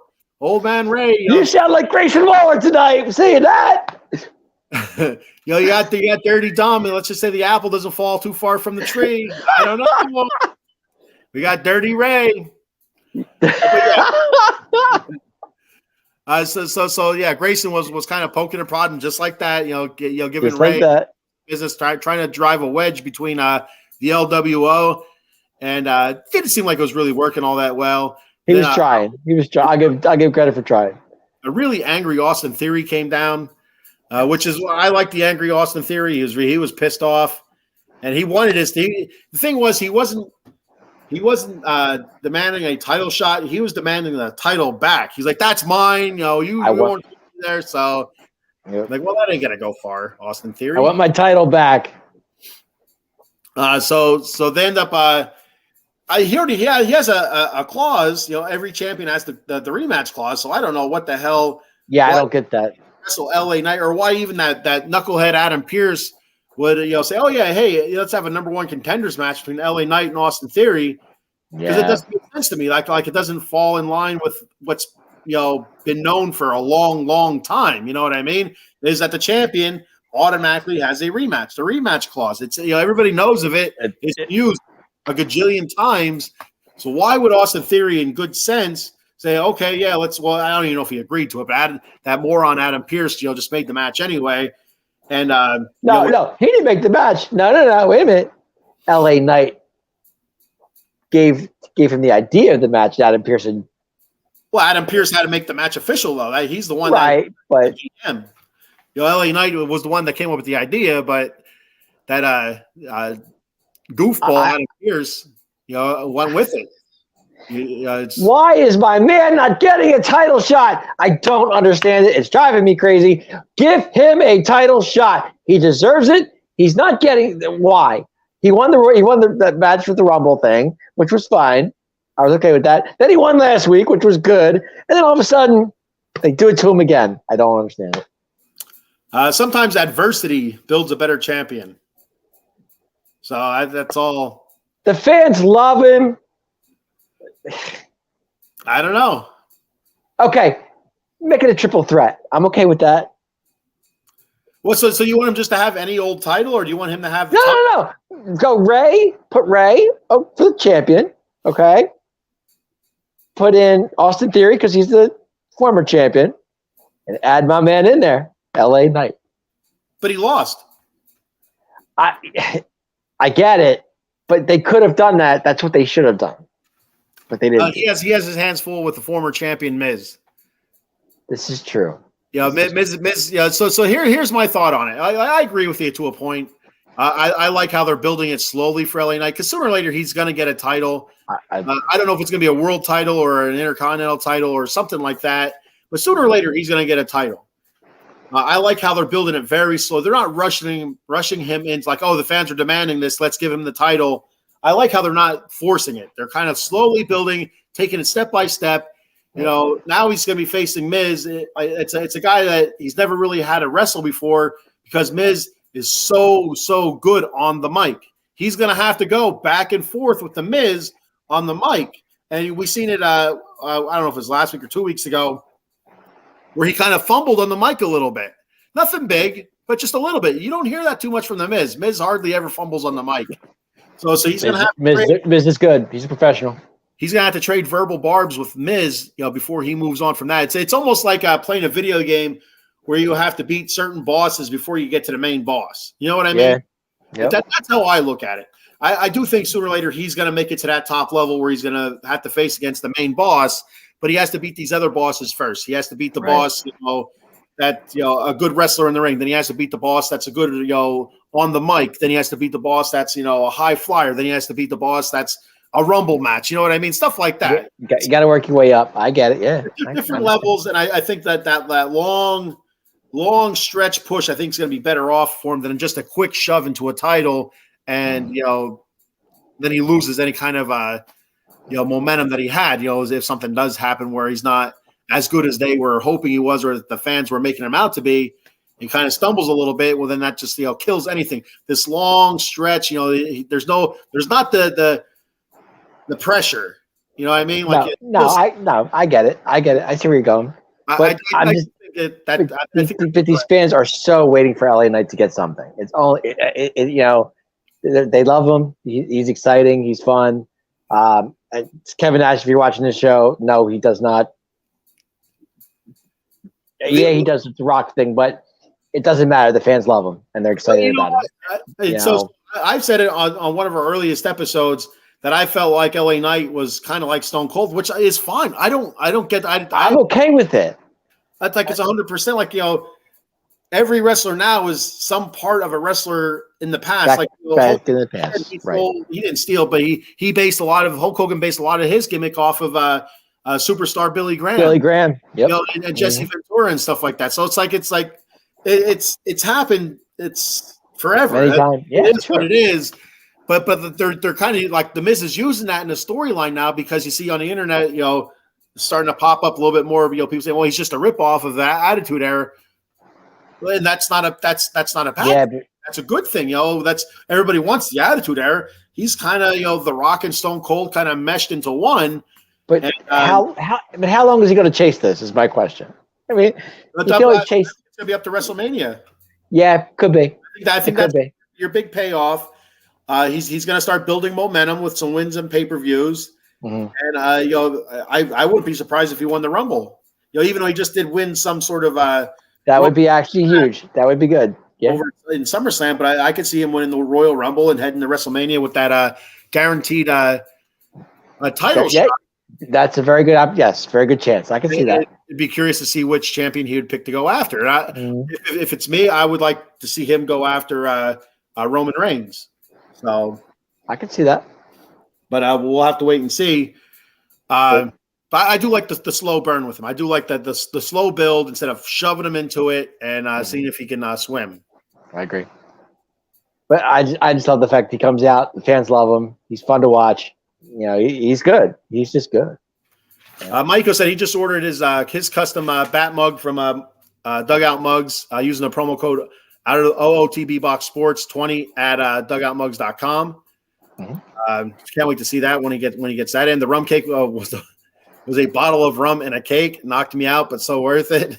That's what he was telling me yesterday. He said it knocked him out. But mine wasn't strong at all. The one that I had, it was delicious, and I was going to share it, but I never did. You know, like the wife, she ain't missing this. Eileen said I wanted to see if I could get on social media. I wanted to see if I could get on the social media hits. Oh, for Grayson Waller down at the bottom of the social media thing. Oh yeah, that's cool. That would have been something sitting there watching. All says Eileen C. Love you, Grayson. I know what that would be great, Eileen. If you could do that, I would love it. Love it. There we go. When the Bat Fry says it, it's trending. # Dirty Ray. That's how I feel about it. Oh, is that trending already? Oh wow. It is in our book. So we got Dirty Ray and Dirty Dom. Is that what we got? That's what I got. Yeah. Oh man. Dirty tag team. Adam Wentz says LA Knight will win Money in the Bank. Okay, probably Money in the Bank next year. That's probably what he's saying there. I can see that. Think it's going to happen for him sooner than that. I think if they wait that long, it might be too long.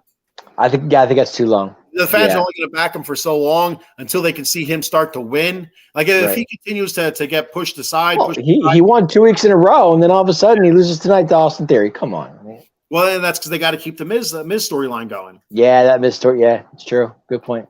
All right, so let's move on from your boy LA Knight. We all love LA Knight. LA Knight, yeah. I find myself at work doing the whole LA Knight thing now. Yeah. Just to whoever. So then we had Damage Control versus Charlotte and Bianca. Yes. I'm not gonna lie, I didn't watch a whole lot of that match. I was watching. It was good. I watched a lot of it. I did. It was good. I didn't see Bianca Belair. Didn't seem like she was showing too many effects from her knee injury. They mentioned that on the. She looked good. She looked good. But she was doing flips and dipsy doos and all that stuff. Here's one thing.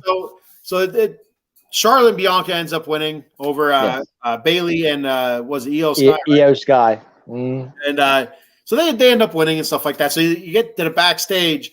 Bianca is attacked, okay? And they're she definitely got attacked.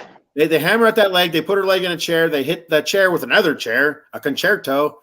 And she's in there. She's screaming. But anyway, before that, she gets knocked down, and her hair goes into that one box or whatever it is, and kind of slams shut on it. And her hair was caught, and they're holding it there. I'm like, are they going to cut her hair? Because we had this whole hair discussion 2 weeks ago. We did. We did.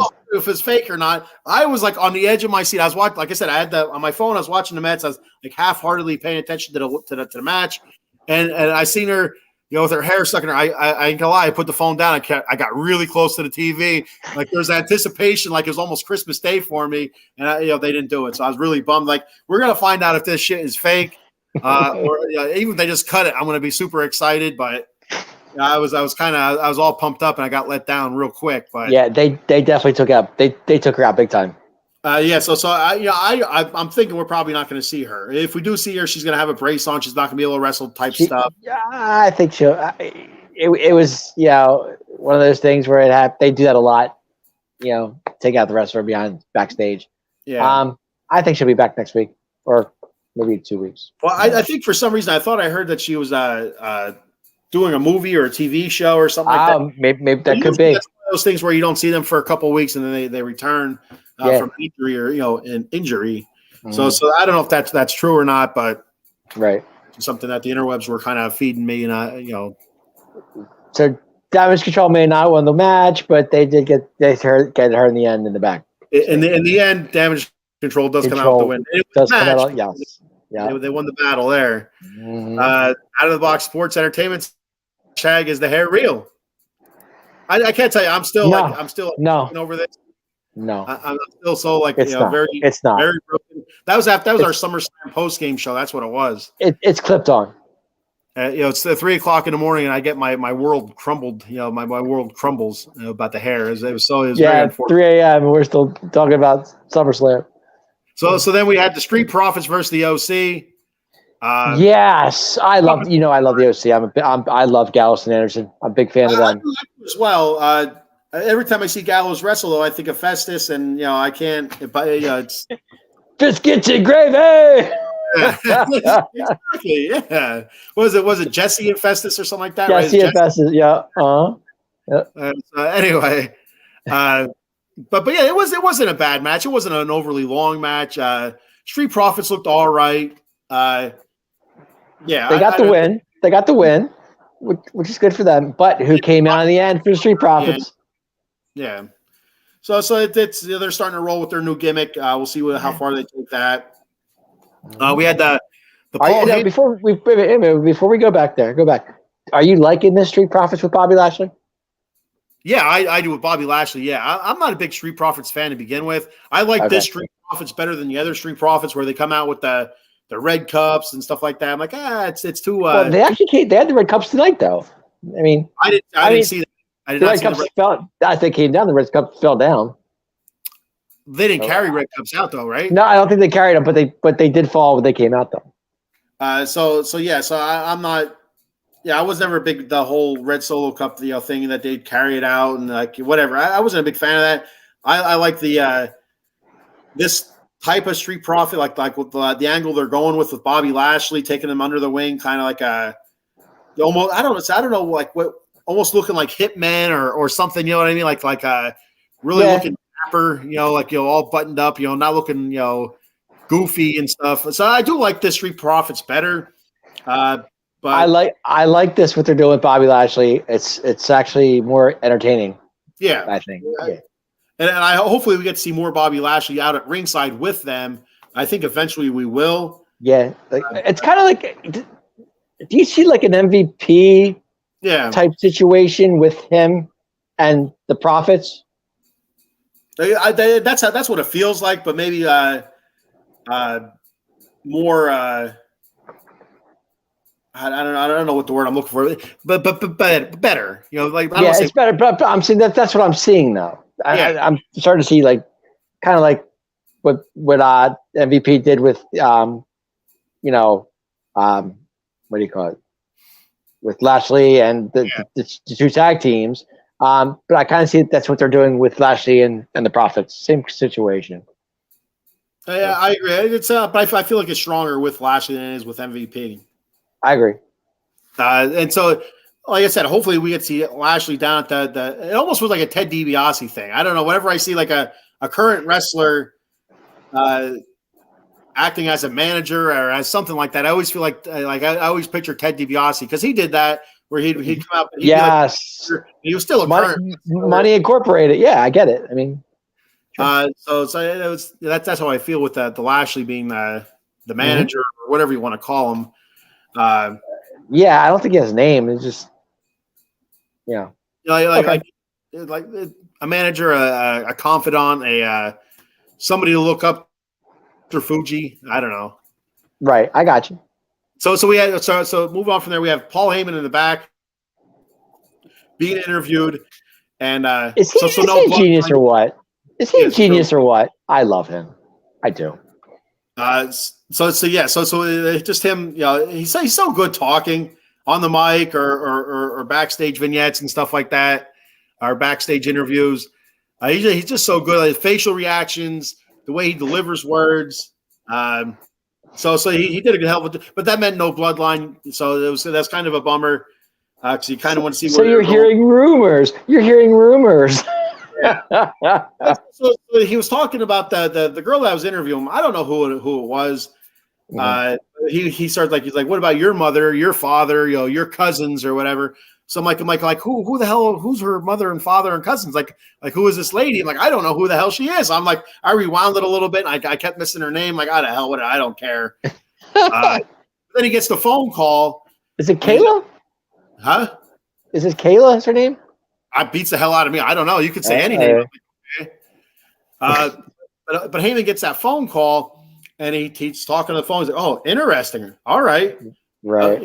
Doing an interview right now. And Jimmy Uso will be on SmackDown. Yeah. So I wonder who he was talking to on the phone. Who do you think he was talking to on the phone?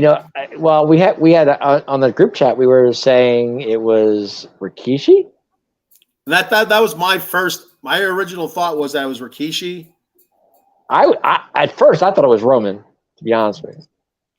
I think Roman felt too simple. Like it doesn't really right. If it's Rikishi, it's the dad of Jimmy and Jay. Why is he talking to Paul Heyman? Why is he telling Paul Heyman that Jimmy's going to be there? So I feel like it's somebody from the tribe or whatever the hell you want to, from the Uso tree or the Uso tree, yeah, whatever the hell you want to call it. I don't think it was The Rock, but no. I feel like it was Rikishi. Like I still feel like we're gonna have a Jimmy and Jay match at a pay-per-view coming up. Maybe not Payback, because that's coming up pretty quick, and it seems like Jay might be out for a little bit. Jay says, "I'm out. Deuces, I'm gone." And so it's gonna be interesting to see what they do. But I keep saying that I feel like Rikishi's gonna be a special guest referee for a match between Jimmy and Jay. I felt like that was gonna happen in WrestleMania. That's a very possibility. That makes more sense to me. But that's still a long ways away to build this storyline up. But if you leave Jay out for a couple months, till the Royal Rumble, which is your road to WrestleMania, that's where it starts in January. If you leave Jey Uso out until then, and then bring him back during the Royal Rumble to kind of screw Jimmy somehow, Jimmy's going for he's trying to be the tribal chief now because he said it last week. He didn't do it for Roman. He did it because he didn't want to lose Jay, whatever moronic sense that makes. And and we said that. We said that weeks ago. We said that. We talked about that. And so it makes more sense to me starting January, starting Royal Rumble. Jay comes back, surprises everybody. Jay's back. Jay signed a new contract. Blah blah blah. Jay's not all elite. He's still. He better not be. And he attacks Jimmy, costs Jimmy the match against Roman. And now Roman makes it through to WrestleMania to face LA Knight. And then you have Jimmy and Jay with Rikishi as the special guest referee in some sort of tribal type, match combat thing, but not quite the same as what the tribal chief combat match or whatever the hell it was. Right. So I got you. I'm with you. I just how long can they stretch this out is my question. Well, that bloodline thing they've been stretching out for quite a few months now. That's what I'm saying. I mean, they're going to take it to WrestleMania.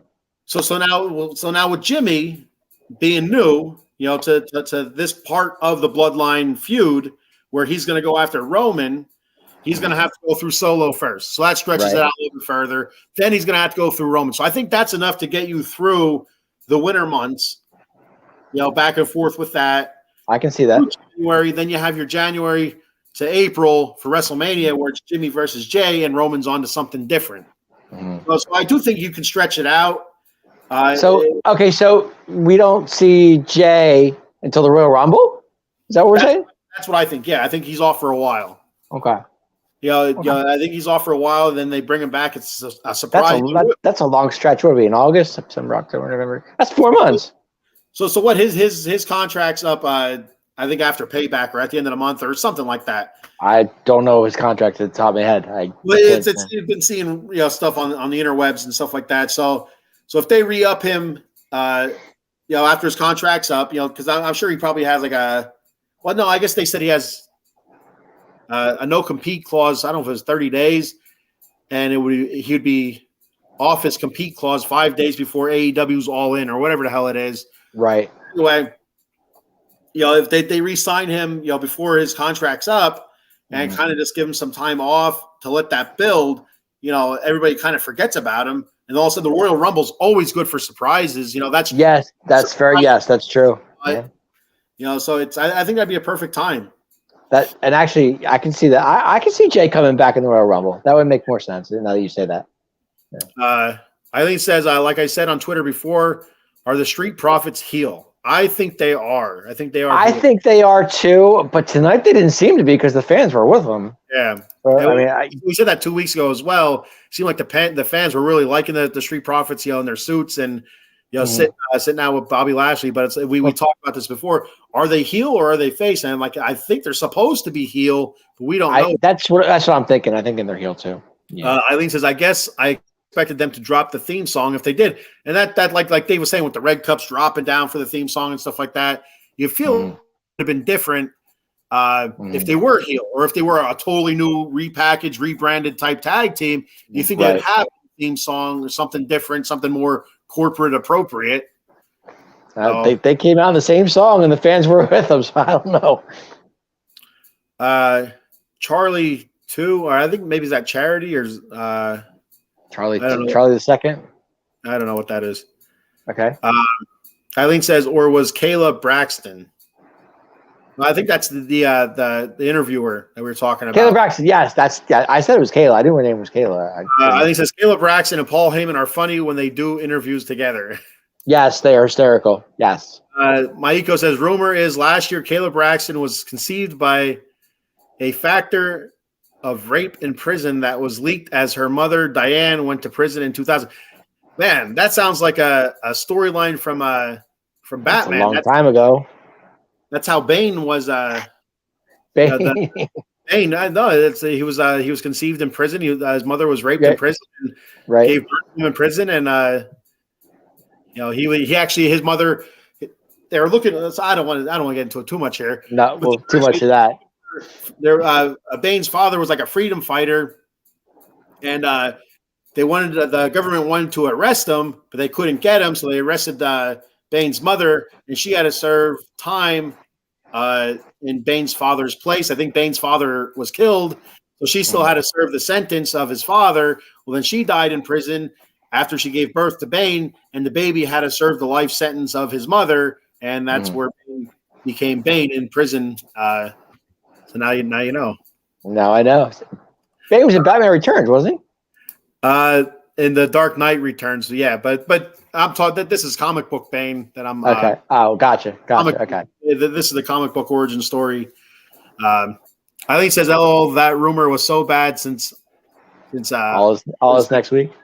All In is next week. Okay. That's right. All In is next week. I have no idea. I don't watch AEW. Like there are some wrestlers on there that have me curious on AEW, like MJF. I keep hearing rumors of AEW. I hear somebody might be showing up at AEW. I keep hearing rumors on it. I don't know if it's true. And here's the thing with that is like I've seen so many over the past year and a half or whatever, 2 years, maybe. You've seen so many times that when a wrestler isn't on WWE, you see their picture on like the Facebook or the Twitter box or TikTok. You'll see the picture show up and it'll say so and so is all elite, and it'll show them but it's not true. It's like it's just something they do. I heard a certain wrestler might be at All In. I don't know that for sure, but Goldberg. Oh yeah, I've been hearing that as well. Yeah, I don't know how true that is. I don't know. I'm fine with that as long as we don't have to see him wrestling in. I'm okay with it. So all right, in AW, dude. What else do we have on? We had before we hit that.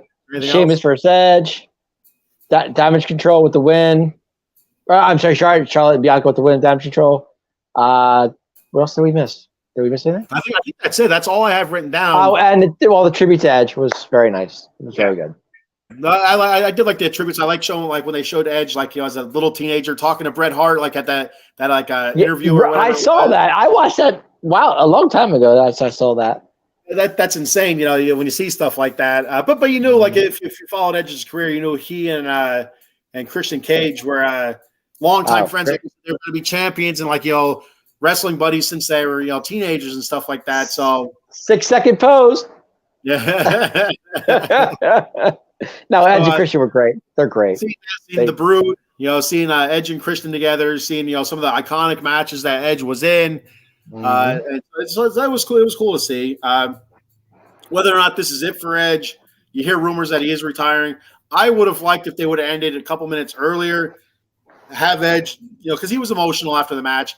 Beth Phoenix. I love Beth Phoenix. I'm a Beth fan too. I like Beth. The glam is on. She was also in the Justice League movie. But anyway, she was if they would have had Edge taking his boots off and leaving in the middle of the ring. If you would have been able to see all that, it's a shame we didn't see everything because they stopped it. And it would kind of let you know that Edge is retiring. It would make sense. But see, I have a problem with that though, because Edge's contract doesn't end until 2024. All right. at the end of this year. 224. I know it's only August, but I'm saying you still have 3 months. Yeah, but it could be like altered to a point where, like, if he retires before the end of the contract, he could still be an ambassador and stuff like that. Maybe. Gotcha. I don't know. Gotcha. Okay. Like, I guess I just happened to look up his contract and said it ends in 2024. Yeah, maybe he does have something. Like you've been saying for a while now. Edge said he was going to be the one to end Judgment Day, so maybe it's still in there for maybe. I'm still waiting for it. I've been waiting for that for a long time. So Edge versus Sheamus was an awesome match. It was a great way to end SmackDown. Yeah. I don't know anything else with that match. I mean, like I said earlier in the show, I said, what a perfect person. Yeah. To end Edge, to finish with Edge is definitely Sheamus. Sheamus can do anything in the ring. He's just that good. Yeah. And with Edge, they killed it. They killed it tonight. The ending was great. 2 spears to end it. I was okay with it. Oh, absolutely. And Sheamus got his moves in as well. Edge took a bro kick. He took a white noise off the top rope. Mm-hmm. He took the Celtic cross. They threw everything at each other, which was great. He took all those hits to the chest. Oh, that's gotta hurt. Like, I don't know how a wrestler sits there and takes that, like the chops. But when their chest is exposed like that, and he's raining down those forearms on their chest 20 times, like, dear Jesus, their chest is so red after it's done too. It's like, oh. Yeah, it's unbelievable, but it shows you, like, it's fake people out there. It's amazing. It's amazing. It may be choreographed to some point. It may be outcomes are predetermined, but there's some shit they do in there that are really painful, and it's your chest is red like that, but from tickling. I agree, but like, it was a very good match tonight. It really was. The ending was great. I wish we could have seen more of the ending of for Edge, because they probably all came in the ring and everything. Like the way it ended with him and Sheamus hugging in the middle of the ring, and that was it. Right, and they ended it right then and there. Yeah, I wish we could have seen more of it, but I'm sure we will. I will. Yeah. What's your thought when you see them hugging in the middle of the ring at the end? Sportsmanship. We're 2 different people. Respect. I'll just say respect. Respect that for both of them, because they've known each other for so long. They've been going together. It's a respect thing to me. That's basically My thought is. What do you see? I see a couple guys that were wrestling for half an hour, really slimy and sweaty, getting that close to each other. I'm like, I bet you when they separated, it made like a noise or whatever. That's what I see. That's what I thought right away. I'm like, oh my God, that's terrible. Do a handshake or a fist bump or something. Like, they're all slimy and like sweaty. Like, I don't know, dude. It's like, well, they handshake before the match started. Yeah, but I'm saying after the match, you're all slimy and sweaty. Like, you seen when Sheamus was doing he slams his chest when he's doing the brogue thing. The mist coming off that pale man's chest. Like, he's slimy and sweaty. And Edge, he was getting hit in the chest from Sheamus. You see the mist coming off of him. Man, there had to be some sort of slosh sound or like a suction cup type noise. That's what I thought right away. That's what went into my head. I hear you. I just see respect out of the two. How they, but now that you say that, it makes more sense. I didn't even think about that till you said it. I'm glad I could ruin that for you. You did, but it's okay. Okay. Eileen says, I saw that when I watched Edge, the biography Edge. I guess the interview where he mentioned the Bret Hart and stuff like that. He said to Bret Hart he was going to be world champion, or he wanted to, how do you get into or something like that. He said to Bret, he asked Bret Hart. Eileen says, Edge said on Entertainment Tonight, Canada is his last match under his current WWE contract. So with some of the contracts, sometimes there's a match, a number of matches that they wrestle. And like Brock Lesnar is famous for this. Well, he'll sign a 10-match contract, and they'll stretch it out throughout a year or whatever. Right. So maybe that's something that Edge had, or if it's just, hey, this is my last match, we'll prorate the contract for what I wrestled and go from there. I don't know. You would think his last match wouldn't be on a SmackDown. Though. That's just my thing. You would think it'd be on a pay-per-view or hometown of Toronto, I guess. So I guess that's what he wanted. I understand that. Yeah, that makes more sense.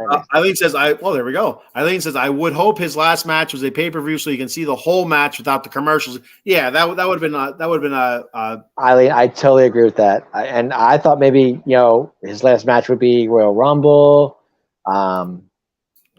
maybe WrestleMania. I don't know, but I didn't think it'd be a SmackDown. But if that's what he wanted, that's. Eileen says, of course, they already started the Edge to AEW rumors. If he goes to AEW, then I will be upset because I don't want him there. Maiko says, Edge and Christian coming back for a TLC match. There we go. To end it. Edge Christian. That I would love. I would absolutely love to see. No doubt. If Christian was in the WWE still, if that would have been Edge's last match, if it would have been Edge versus Christian. See, that's what it should have been, like something like that. But if this, like I said, if this is what he wanted, I'm okay with it. We don't always get what we want, Dave. This is true. I could use a strawberry cheesecake right now, but I'm not getting it. I can't help you there, big man. You got skunk smell here. I don't know what the hell's going on. You got strawberry skunk over there. And I'm gonna have to scrub this little white dog before I go up to the camper. And you better put him in a tub or something. And anyway, Eileen says, "LOL, Ken, that noise. Did you ever see the movie Along Came Polly when Ben Stiller went up to the sweaty guy?" No, I'd never seen the movie, but I think I know what you're talking about. I think is that when they were playing basketball and the guy, like the sweaty guy, jumped up and his fat and stuff like that went against Ben Stiller's face. I think that's the same movie, but like it makes that noise and you can almost feel the sweaty, fat, hairy belly against your face. Now I'm getting flashbacks of that. No, I don't know what you're doing on your weekends. No, I'm just saying, like, I'm getting flashbacks where they do this chop and the sweat comes off the guys. Yeah. Well, that's what, like, you can see it, like, they're working, and then they give that hug. It's like, ooh. People says, damn, I'm never sitting front row for a Sheamus fight. The Mist. # The Mist. Well, you know what they used to call Sheamus a long time ago, don't you? Casper, I don't know. No, the human jar of mayonnaise. Yeah. The one of the things I thought really helped him being as pale as he is. He is really white. He's very white. Like you can see all the battle wounds. Like somebody that tans a lot, you don't see the battle wounds, you don't see the bruises. But with Sheamus, because he's so white, he's a sheet of paper. You can see every little mark on that dude's body. He's like, you know what? They're hitting pretty hard. Eileen says, yes, that scene. Yeah, so I've never seen the full movie, but I have seen that scene. I can't say that I've seen it. I don't watch movies too much. All right. Anyway. Well, that's all I got. Do you want to talk about anything else here before we? No, I think Raw next week. It's going to be good. They keep promoting that cage match. Is that cage match on Raw or is it going to be a Payback? I'm not sure. I said earlier in the show I thought it was Payback, but I'm not really sure. I thought they said Raw, but I could be wrong. Yeah, I'm not 100% positive. There's going to be an intercontinental title match. Yes. Gunther and Gable next week. Yes. So I was surprised that wasn't at Payback or yeah, I thought that'd be a Payback too, but I don't like the fact that the IC belt is getting I shouldn't say it's not getting disrespected, but it's not getting the pay-per-views it should be getting. It's getting Raw and SmackDown, But I guess it's okay. I mean, they have two titles: U.S. title, Raw, Intercontinental title. One's on Raw, one's on SmackDown, so it's okay, I guess. Not too bad. Yeah. All right. So if you want to do anyway, you want to do the schedule read here? Sure, real quick. Let me pop that up there. Hey, our weekly lineup on Out of the Box Sports Entertainment. At 4:30, you have the Joystick Junkies on Monday. At 6 o'clock, the Sully Squad with my partner, Joe Sullivan, and his squad.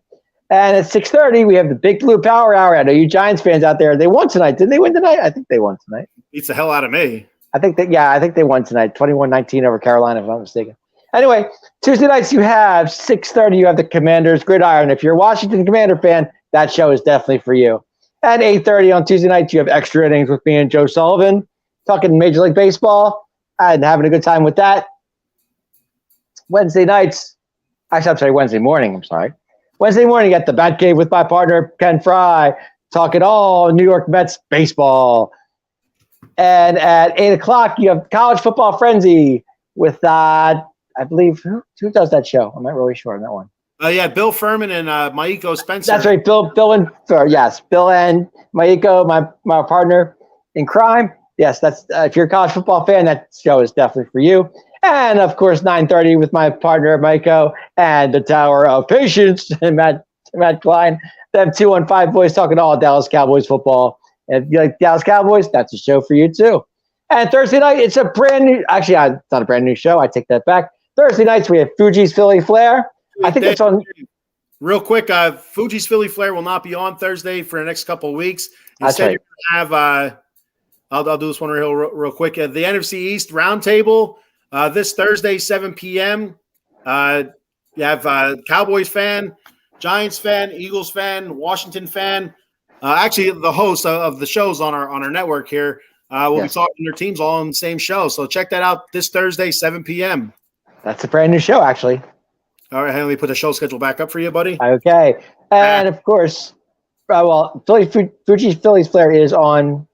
It's taking some time off. He's doing stuff for the Phillies right now. Okay, he's Phillies guy right now. Okay, gotcha. Friday night, you got 10:30 with us, the Atomic Drop Podcast, talking all WWE wrestling.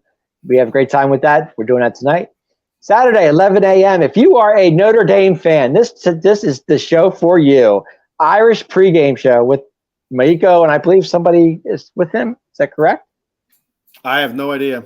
Okay, to be announced. And if you're pregame and postgame, if you're a big Notre Dame fan, that is definitely for you. And 10 p.m., we have the Vegas sports scene with my partner in crime, Ken Fry. If you're a big Raiders fan, that show is definitely for you too.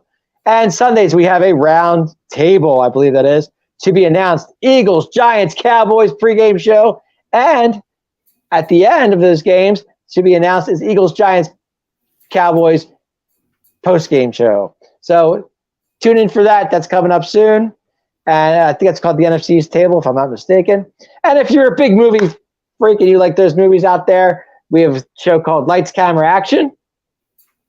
And for your old school shows out there, if you are a big old school person, we did a show not too long ago. It was for the 86 Mets. I believe that was correct. You did that. And the next show, I believe the old school is the 93 Philadelphia Phillies. Did I miss anything? So real quick, the Vegas sports scene doing a little bit of some changes there, retooling a little bit. So it's going to have a new name. It's not going to be the Vegas sports scene. It's going to be based mostly around the Raiders and some LA Kings talk. So as soon as I get a new name out here, this is what the backdrop's going to look like. So that's going to be starting back up.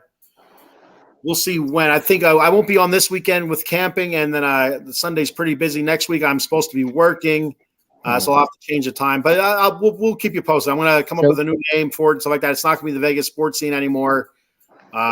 So coming soon, the Vegas Raiders scene. How's that?